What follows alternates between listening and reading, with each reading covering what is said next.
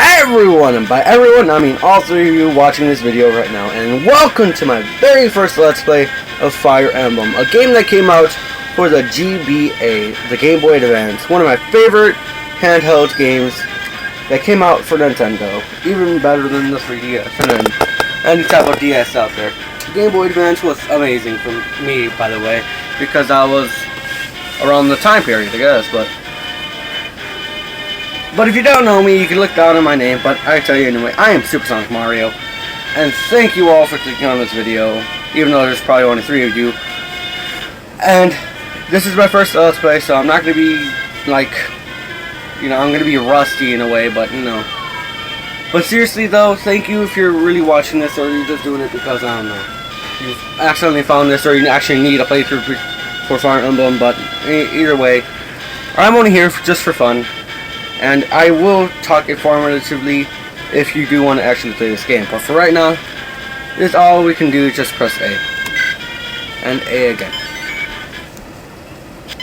You are a tactician traveling across Albi.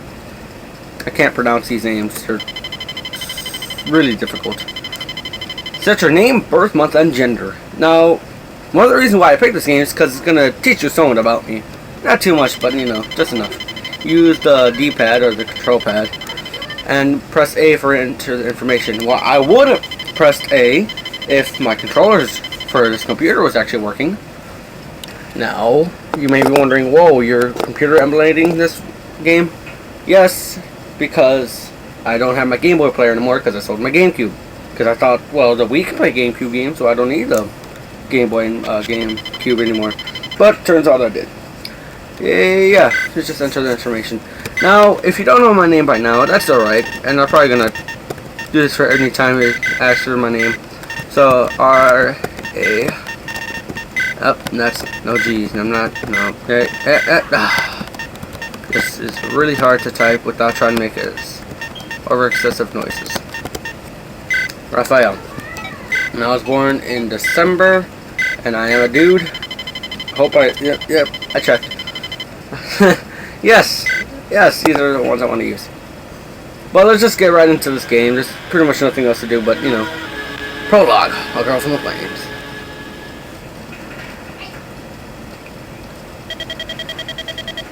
Am I awake? Yeah. Oh, hi, nice. Yay, you're a nice girl. Thanks.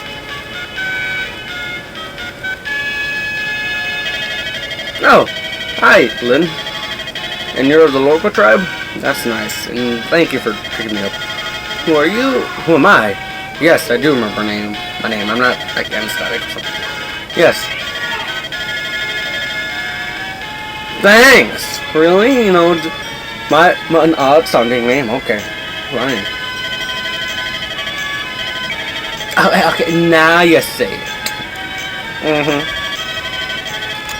Oh, now you're making fun of my clothes. Okay, you made fun of my name and my clothes. What's next? What's next? I said next. Damn. I had to run and keep recording.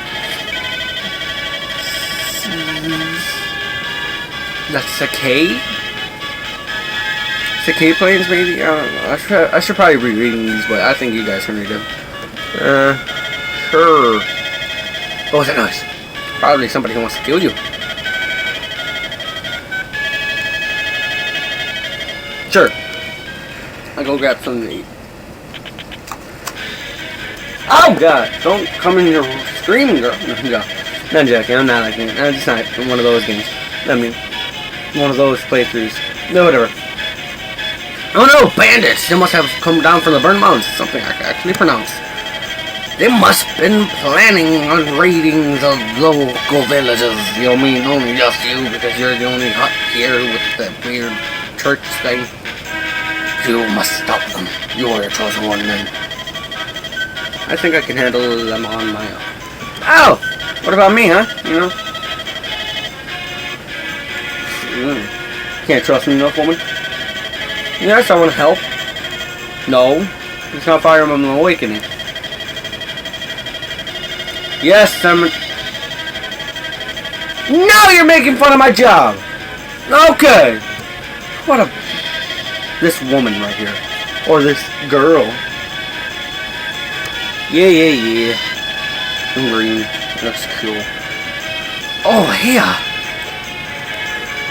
If you want to help, this is slower. Yes, please use my advice. I protect you so sacred. Thank you. Unit information. Lynn is the blue unit, and the enemies are the red. And I'm green, for no particular reason. Raphael, you are the green. Essentially, battling consists of blue allied units and red enemy units taking turn on the field. This is a strategy RPG-ish, but it's more of a strategy game. So it's a turn-based game, and the first of its kind in America. This is the first Fire Emblem game America ever got. I mean, this is popular in like Japan and stuff. So, like mostly this is a Japan only. But nowadays they're actually releasing games for the U.S. and we seem to like it. I certainly love it. I mean, I love the Fire Emblem game, but you know, some other people aren't too fond of it because of what it is. But I really do like the Fire Emblem series. You're only here as a strategist because I can fight. Like when I want to catch Celebi. Your job as a strategist is to place cruiser on blue units, because they're my friends, and issue their orders. Like I'm the general. But I'm not. Just can't fight. Place cruiser on Lynn! And press the A button. But first I want to teach you about this. Sorry if you hear the microphone like because I really don't like how I need to press the keyboard. This, yeah. If the game tells you to press A on Lynn, but if you go outside of Lynn and then press A, you go up to the options menu. This tells you about your units and your statuses, and like what like the enemy units and your units, and like the options, which I'm gonna use. I'm gonna put this in fast, maximum terrain on unit, and put it 4. You can change it to like blue, red, gray, I think, and like green. I always like green because it kind of matches the field. But so far that's the options, and of course we have this unit who is going to be hurting us. I'll teach you about that later. But let's just go and press A on Lynn for right now. You need to be close to the enemy. That's strategy. You have selected Lynn. When he is selected, the map changes colors like so. Now, yes, you see all the blue spaces, right? That's where your character can move. It's basically this is like a chess game. It's like a chess-based game. Your unit can move a certain amount of spaces and can attack in a certain amount of spaces. It's kind of like chess. Your unit can move in like tiles type things. Again, the blues are where you can move, and the red is where you can attack. And I actually just mentioned. The red is where the red tiles are the ones you can attack in, and the blues are the ones you can move in, but you can't attack in the blues. That's why I try to get off, but you know, it's stuck in my mind. Yes, she can move anywhere in the blue, and yes.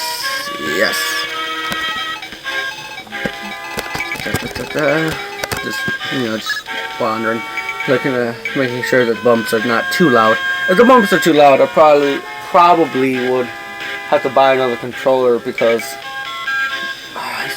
it ripped, I think. Yes! Oh no, the bandit's body, he's coming this way.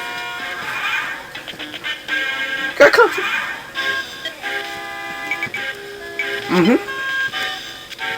Let's select him. Let's select Lynn, please. Okay.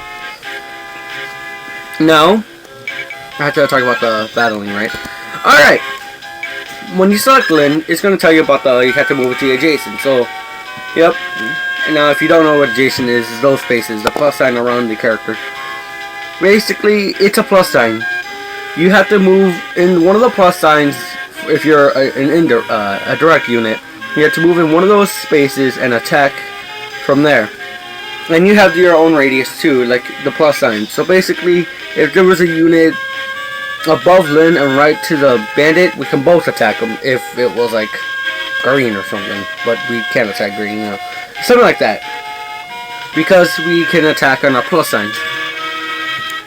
right next to him. Not right, but next to him. So you see the red spaces, that's where Link can attack, and basically where the bandit can hurt me from. So basically it's your defense and offense. So it's not really defensive, but you know.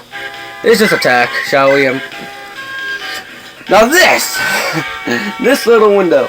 This is one of the most important aspects of Fire Emblem. Now, of course, this is basically your attack, pretty much. This is pretty much what's gonna happen in the battle, alright? Now I have to show you through all these. Now, I'm going kind of weird, but HP is the amount of HP you have. Basically, what it is. If you see it, it's the ones with H and P right under Lin, the name Lin. And he has 20 HP and I have 16, so he has an advantage there. Now MT is Might, which is basically attacking power, and he has 10 and I have 7, which he has an advantage. But if you see, I have ×2, just floating right next to it like that for no reason. Now that's because of the stats, and I'm talking about the stats after this fight when I get into the boss, but basically I'm faster than the guy and I can attack twice because I'm faster. Now we go to the accuracy, which is indicated by hit. Now I have a 100% chance of hitting and he has a 39% chance of hitting, so it'd be smart just to fight, right? But there's also another little thing there. It's critical. Now for every okay, this is how I think the critical goes. For every how do I explain this? Out of the 100% chance of hitting, I have a 3% chance of doing a critical. I think that's how I think it is. I mean, I don't know. And he has a 0% because he's stats pretty much. And yeah. Now I would explain something else that's on the menu, and if you can look at it, but I'll talk about that when we get something else, and it's in the next chapter, which is of course the next chapter. But for right now, this is a very good deal in a way, because we're going to be above the enemy. I don't know. I'm really rusty. I mean, I did these a little bit better in a training session and one failed recording, and I hope this one doesn't fail. Because I don't want to pause it or anything. I mean, I could pause it. Oh yeah, by the way, we got hit there. That sucks. Player phase. God, I need to swallow my saliva. It's messing me up. Victory! Yes, but you've been hurt and you need a vulnerary. Now, in every RPG, fantasy, medieval type thing, there's always going to be a healing item, and the vulnerary is the healing item of this one. Yes, that's a gear, or gear.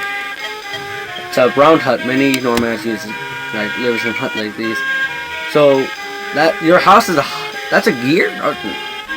Yours is a hut, and his is a gear. Yes. Stop talking about unnecessary things. Move the space mark in the flashing corners. Sure.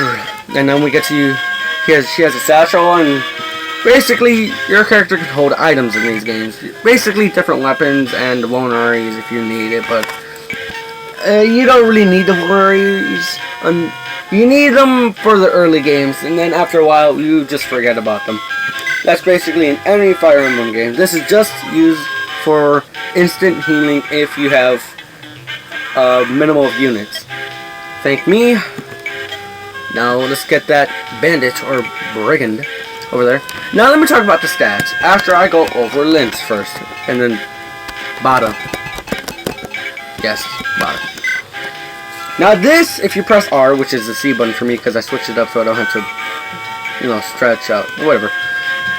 If you press the R button, you get to bring up, and you're on a character, you get to bring up their stats.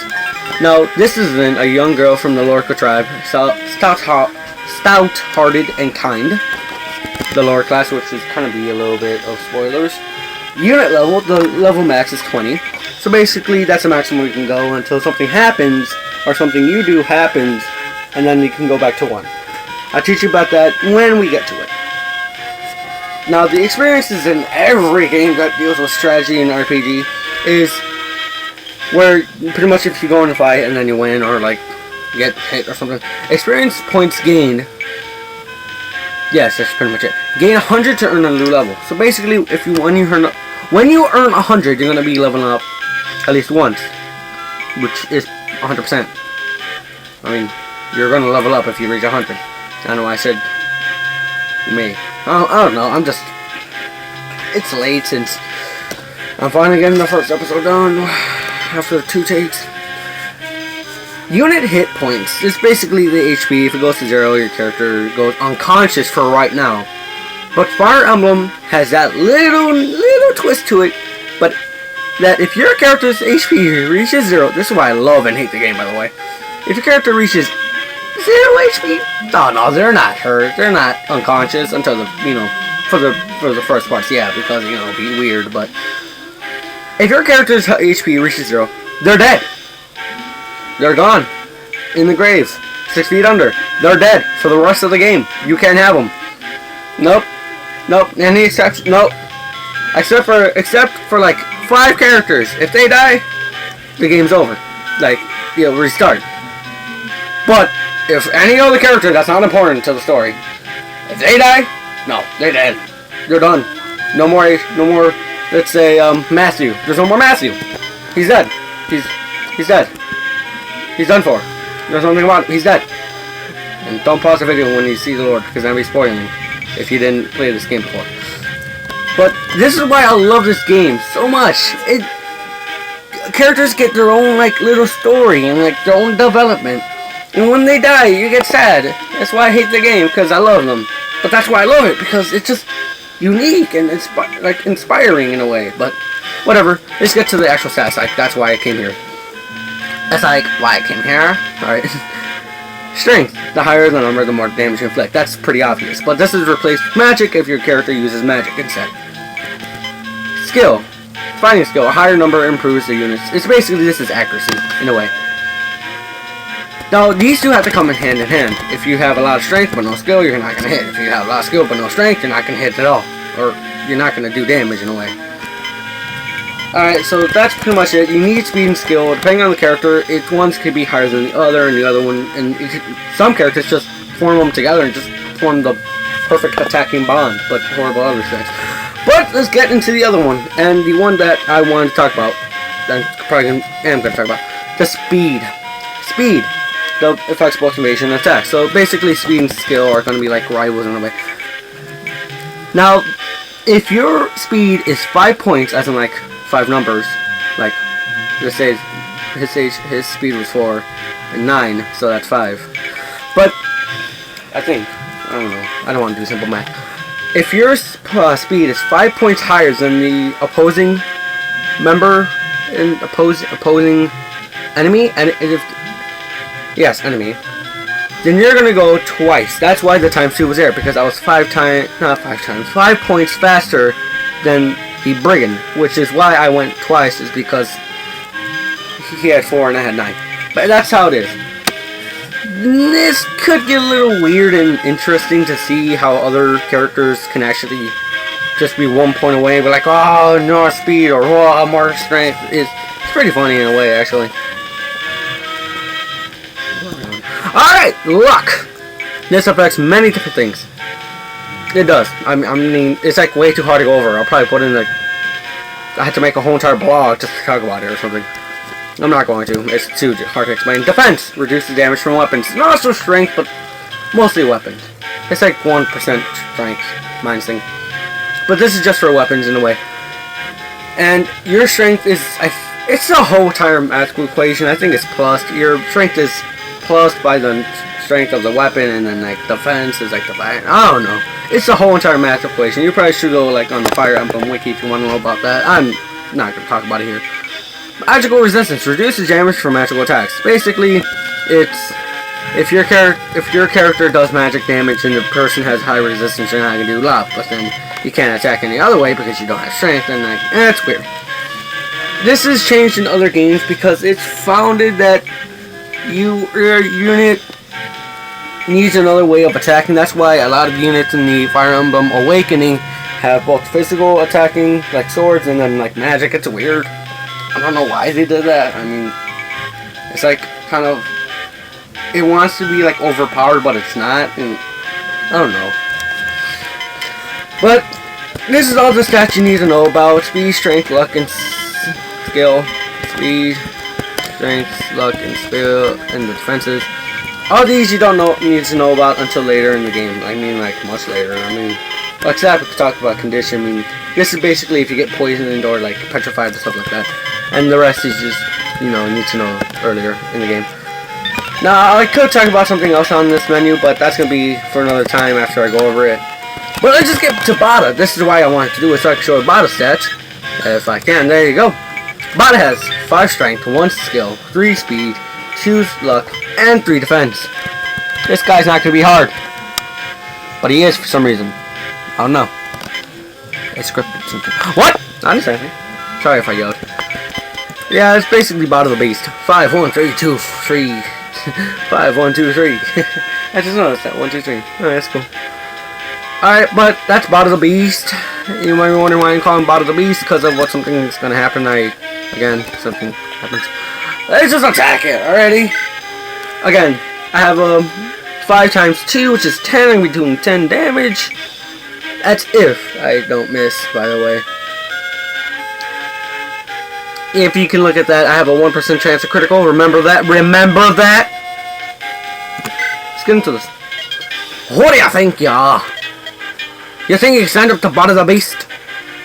He really looks Scottish to me. Oh no, he heard us. No! He's gonna kill us. He's gonna kill us. He has a 40% chance, so it's 1 point higher than the other guy. Phew, he's toast. He's all comes down to the next blow. Can't do the voice. No, I'm gonna stay here because I can. Anyways, I should talk about that. I should talk about it in the next one because I have no time to talk about here. Yes, he missed. And attack 1 and oh, critical! What? How did you? Damn you, script! Yeah. Now this isn't script. How much I gain, please? I see she gains strength. At least she gains strength. That's okay. Yes, it was close, but you need to increase better stats. I mean, come on. If you are, you're going to survive. Yes. And the level up system, your character has a certain amount of, yeah, okay.